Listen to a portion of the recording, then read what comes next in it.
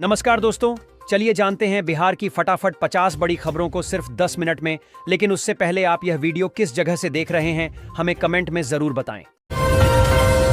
मुजफ्फरपुर के लोगों की बल्ले बल्ले 87 करोड़ की लागत से इस जगह बनेगा आरओबी। मिली एनओसी दोस्तों, मुजफ्फरपुर में रामदयालु आरओबी के निर्माण के लिए एनएचएआई से एनओसी मिल गई है, जिससे अगले माह से काम शुरू होने की उम्मीद है। झारखंड की हरदेव कंस्ट्रक्शन को टेंडर मिला है और इसे 30 महीने में पूरा करने का लक्ष्य है। आरओबी का निर्माण वाई शेप में होगा, जो भिखनपुरा मोड़ और रामदयालु पुल के नीचे गिरेगा। इस परियोजना पर 1 अरब 97 करोड़ रुपए खर्च होंगे।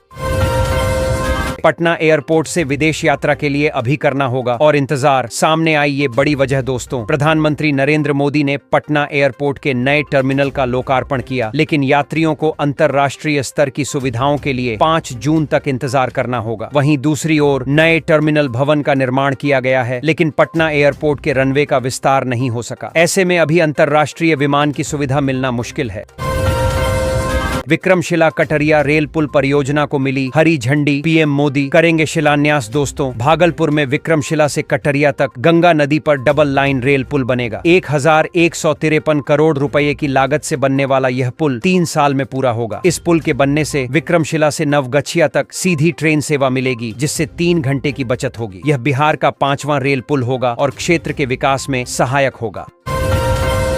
बिहार के इस जिले में बनकर तैयार हो रही नई रिंग रोड, डीएम ने की समीक्षा बैठक दोस्तों। बिहार मधुबनी में आयोजित समीक्षा बैठक में जिलाधिकारी अरविंद कुमार वर्मा ने विकास योजनाओं में देरी पर नाराजगी जताई और संबंधित अधिकारियों को समय पर कार्य पूरा करने के निर्देश दिए। डीएम ने रिंग रोड निर्माण कार्य में भी तेजी लाने की बात कही। पढ़ेनम पूरी खबर। बिहार के मधुबनी जिले के समाहरणालय स्थित सभा कक्ष में बिहार के इस जिले को मिलेगा नया बाईपास। 19.32 करोड़ की लागत से बनेगा 2.36 किलोमीटर लंबा रास्ता। दोस्तों, बिहार बेतिया को जल्द ही ट्रैफिक जाम से राहत मिलने वाली है। बेतिया बस स्टैंड से बेतिया गोविंदगंज पथ SH 54 के बीच 2.36 किलोमीटर लंबे बाईपास का निर्माण किया जाएगा, जिससे आवागमन सुगम होगा और स्थानीय विकास को बल मिलेगा। बेतिया शहर वासियों को जल्द ही ट्रैफिक जाम की समस्या से राहत मिलने वाली है। बेतिया बस स्टैंड से लेकर बेतिया। पटना के लोगों को स्टेशन में मिलेगी एयरपोर्ट जैसी सुविधा। पढ़ें क्या क्या दिखेगा बदलाव दोस्तों। प्रधानमंत्री नरेंद्र मोदी ने पटना के हार्डिंग पार्क में नए टर्मिनल भवन का शिलान्यास किया। इस परियोजना के पहले चरण में 5 प्लेटफॉर्म और 5 लाइनें बनेंगी, जिस पर 95 करोड़ रुपए खर्च होंगे। यात्रियों को एयरपोर्ट जैसी सुविधाएं मिलेंगी और वे सबवे के माध्यम से मल्टी मॉडल हब तक पहुंच सकेंगे। टर्मिनल के विकास से पटना जंक्शन पर ट्रेनों की परिचालन क्षमता में वृद्धि होगी। प्रधानमंत्री आवास योजना में गड़बड़झाला, लाभार्थी के बदले दूसरे के खाते में भेजी राशि दोस्तों। शिवहर में प्रधानमंत्री आवास योजना में भ्रष्टाचार का मामला सामने आया है। अंबाकला में कई लाभार्थियों के खाते में पहली किस्त की राशि गलत खाते में ट्रांसफर हो गई। पार्वती देवी नामक एक महिला ने जिलाधिकारी से शिकायत की है, जिसमें आवास सहायक पर आरोप लगाया गया है। जांच जारी है और पहले भी ऐसे मामले सामने आए हैं। संवाद सहयोगी शिवहर। पहले आवास योजना की सूची में नाम दर्ज कराने के लिए रिश्वत वसूली गई और जब आवास स्वीकृत हुआ, बिहार वालों की हुई चांदी। बन रही 65 किलोमीटर लंबी रेलवे लाइन, किसान की जमीन की कीमत करोड़ों में। जल्दी से गांव के नाम देखिए दोस्तों। क्या आपको पता है बिहार के मुजफ्फरपुर से दरभंगा तक नई रेलवे लाइन बनने का निर्माण शुरू हो चुका है। इस नई रेलवे लाइन से आम जनता को काफी ज्यादा फायदा होने वाला है। जहां पहले लोगों को मुजफ्फरपुर से दरभंगा तक का सफर तय करने के लिए 91 किलोमीटर तक का फासला पूरा करना पड़ता था, वहीं इस नई रेलवे लाइन मुजफ्फरपुर से दरभंगा तक नई रेलवे लाइन की दूरी सिर्फ 67.41 किलोमीटर तक रह गई है। बिहार के इस शहर में बना 2.75 किलोमीटर लंबा एलिवेटेड कॉरिडोर NH से कनेक्टिविटी। प्रधानमंत्री मोदी ने किया उद्घाटन दोस्तों। गोपालगंज में NH 27 पर बंजारी हजियापुर एलिवेटेड कॉरिडोर का प्रधानमंत्री मोदी ने वर्चुअल उद्घाटन किया। 2.75 किलोमीटर लंबे इस कॉरिडोर को 184.9 करोड़ रुपए की लागत से बनाया गया है। निर्माण में देरी हुई, पर अब यातायात जाम से राहत मिलेगी। मंत्री जनक राम ने कहा कि यह जनता और नेताओं के प्रयास का फल है। सांसद ने इसे 9 साल का सपना बताया।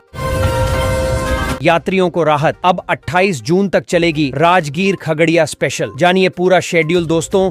मुंगेर जिले के यात्रियों के लिए खुशखबरी है। जमालपुर मुंगेर के रास्ते राजगीर से खगड़िया के बीच चलने वाली समर स्पेशल ट्रेन की अवधि 28 जून तक बढ़ा दी गई है। यह ट्रेन सप्ताह में 3 दिन चलेगी। यात्रियों की मांग को देखते हुए रेलवे ने यह फैसला लिया है। इस ट्रेन से जमालपुर, मुंगेर, खगड़िया, किऊल और राजगीर के यात्रियों को सुविधा मिलेगी।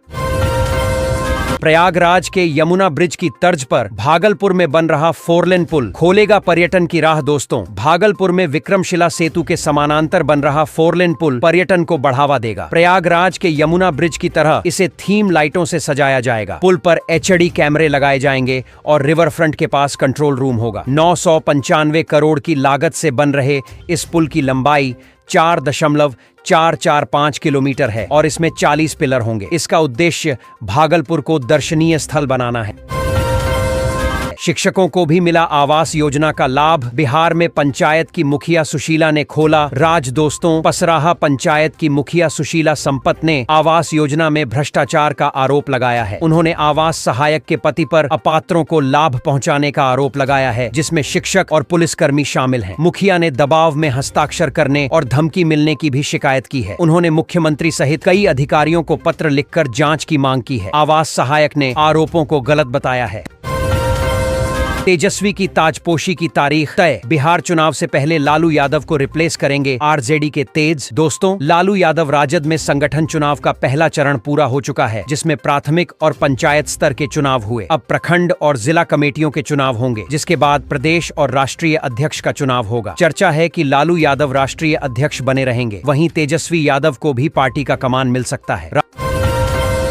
राजस्व एवं भूमि सुधार विभाग ने जारी की जिलों की रैंकिंग। जानिए किसने किया टॉप और कौन रहा फिसड्डी। दोस्तों, बिहार सरकार के राजस्व एवं भूमि सुधार विभाग ने राजस्व कार्यों के निष्पादन के आधार पर जिलों की रैंकिंग जारी की है। आइए जानते हैं कि अप्रैल महीने में कौन सा जिला प्रथम स्थान पर रहा और कौन सा जिला फिसड्डी साबित हुआ है। बिहार सरकार के राजस्व एवं भूमि सुधार विभाग ने अप्रैल महीने के प्रदर्शन के आधार पर जिलों की नई रैंकिंग जारी की है। बांका जिला टॉप पर रहा, जबकि सारण सबसे रहे अलर्ट। छत पर लगी LED घड़ी के समय से चलेंगे तो छूटेगी ट्रेन। दोस्तों, बिहार मालदा डिवीजन का सबसे ज्यादा राजस्व देने वाला स्टेशन भागलपुर रेलवे स्टेशन किस कदर उपेक्षा का शिकार है, इसका अंदाजा इसी बात से लगाया जा सकता है कि रेलवे स्टेशन की छत पर लगे बड़े LED स्क्रीन की घड़ी सही समय नहीं बताता है। बिहार भागलपुर ललित किशोर मिश्र, अगर आप यात्रा शुरू करने के लिए भागलपुर रेलवे स्टेशन पहुंच रहे हैं तो अलर्ट हो जाएं। रेलवे स्टेशन की छत। बिहार के इतने शिक्षकों की जा सकती है नौकरी। शिक्षा विभाग ने वेतन पर लगाया रोक। जानिए क्या है पूरा मामला। दोस्तों, बिहार के इतने शिक्षकों पर शिक्षा विभाग ने बड़ी कार्रवाई की है। इन शिक्षकों के वेतन पर रोक लग गया है। वहीं यदि ये शिक्षक उचित जवाब नहीं देते हैं तो इनकी नौकरी भी जा सकती है। बिहार में शिक्षा व्यवस्था सुधारने के लिए तमाम कोशिशें शिक्षा विभाग और SES सिद्धार्थ के द्वारा किया जा रहा है। बावजूद इसके कई जिलों से गड़बड़ियों की खबर सामने आ रही है। शिक्षा विभाग ने शिक्षकों के हाजिरी के लिए ई शिक्षा ऐप को लॉन्च किया था। इसी ऐप पर शिक्षकों को